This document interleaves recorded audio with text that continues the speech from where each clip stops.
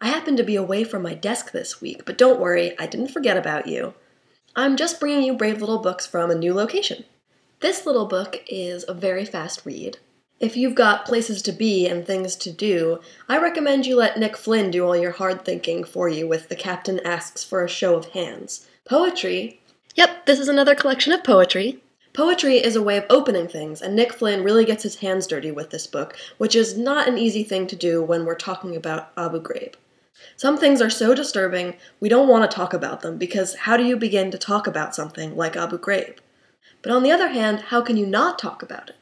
With The Captain Asks for a Show of Hands, Nick Flynn offers us a way of not being beyond words anymore, of returning to language. He takes 7 testimonies from Abu Ghraib apart, leaving us with fragments.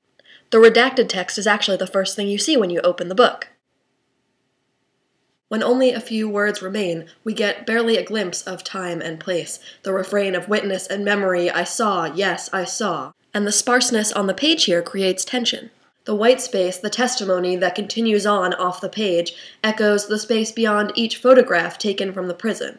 In this way, Captain Asks becomes a book about what we can see and what we can't, what we know and what we don't know, especially about the relationship between insides and outsides. Is the body just a vessel for thoughts and feelings, or is it something more? If you damage the body, how does it damage the heart or the mind? What makes us tick or stop ticking?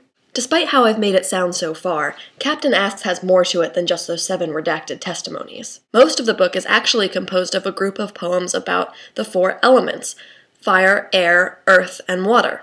These poems are then broken into cantos, which are smaller fragments that are here broken by these dashes and page breaks. This set in particular has a sharp and distinct pace, rhythmic and nagging, calling for attention from the captain. As the speaker continues to ask for permission about what he can or can't do with the prisoners, the captain serves as a kind of invisible senior officer off the page. But the captain never talks back. And the speaker's need for answers is palpable in these poems, as he constantly adjusts and readjusts his choice of words.